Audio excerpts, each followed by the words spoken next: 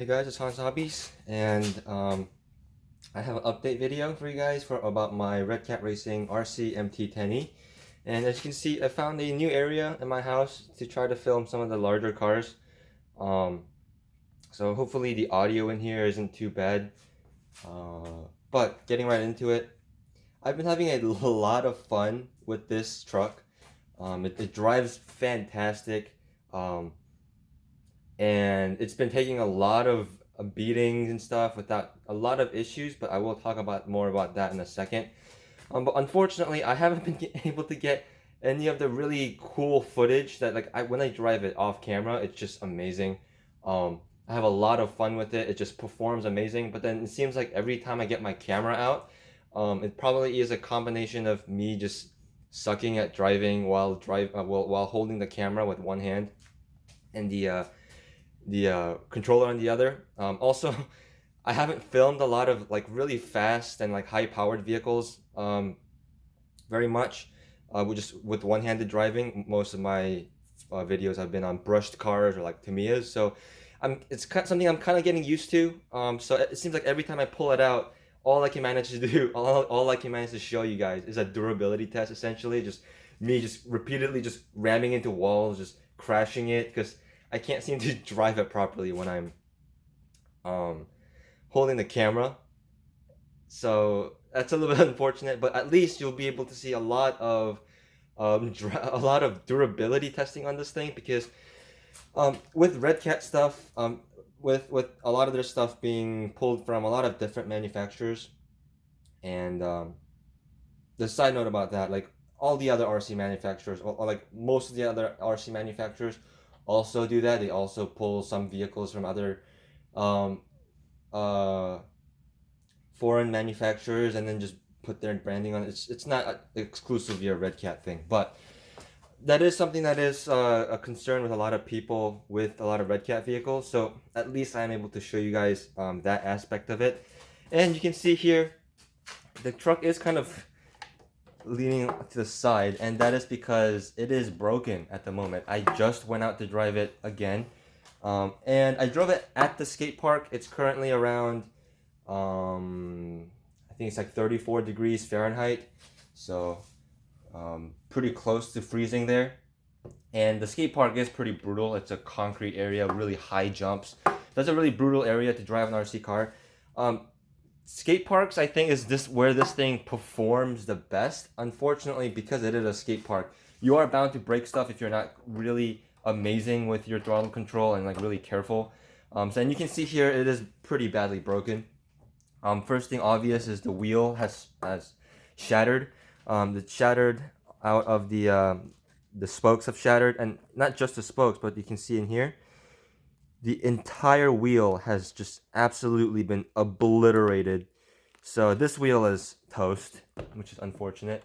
And then a part that I had an issue with before I also did a durability testing, where I just intentionally was crashing it, trying to break it. And back then, the only thing I broke was this servo saver servo horn piece right here. You can see that piece is broken off. That piece has also it has broken again. Um, so yeah, that seems like a pretty weak. That seems like a point of weakness with this truck. Um, I will talk about this again, of course, in my full review. But that is a part that is concerning. So I think if you are going to buy this truck, if you can't wait for my full review to see if you should buy this truck or not, and you just decide to buy it, I think you should definitely have some extras of that servo saver piece in hand because that plastic piece is pretty weak. And unfortunately, with all the aluminum and steel upgrade parts that are available for this thing, that is the only part that's not available in metal, which is unfortunate because that's the only part that has broken on this truck for me. The suspension arms, the shocks, none of the shocks are even leaking. The body has also been standing up. The bed area has cracked a little bit there because it is a bit thin in the back. But you can see it's been pretty badly beat up. You can see the scratches and dents and stuff. But the body hasn't cracked really catastrophically or anything. The bumpers have stood up. The D-ring things are broken off. But The bumpers haven't been like broken or cracked or bent or anything, so that's standing up really well. So overall, my experience with this thing has been really good, and the durability has been pretty decent. It hasn't been invincible, but you can't really expect everything to be invincible, especially on brushless lipo power in freezing temperatures. Plastic does tend to shatter in freezing temperatures. This has happened to me many times before. It happened on my Stampede. It happened on my Rustler. So this failure I'm not too surprised about. But that servo saver piece does seem a little bit thin.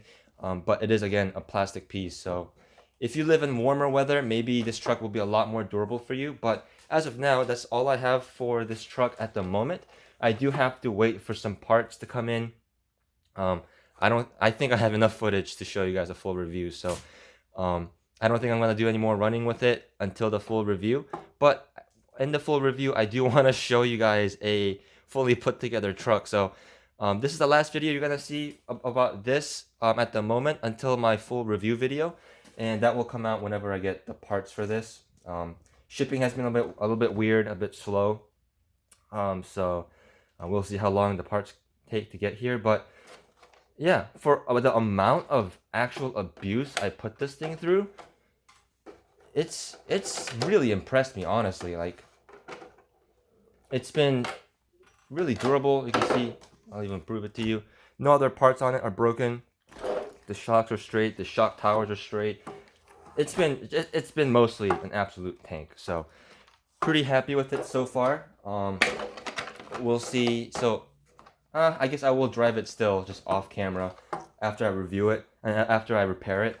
So we'll see if my verdict stays the same for my full review. But for now, thank you guys so much for watching. If you guys want to see more about the RC MT10E, any of my other Redcat videos, Tamiya videos, just RC videos in general, you can subscribe, comment down below, give me a like, all that good YouTube shenanigans, and I will see you guys next time.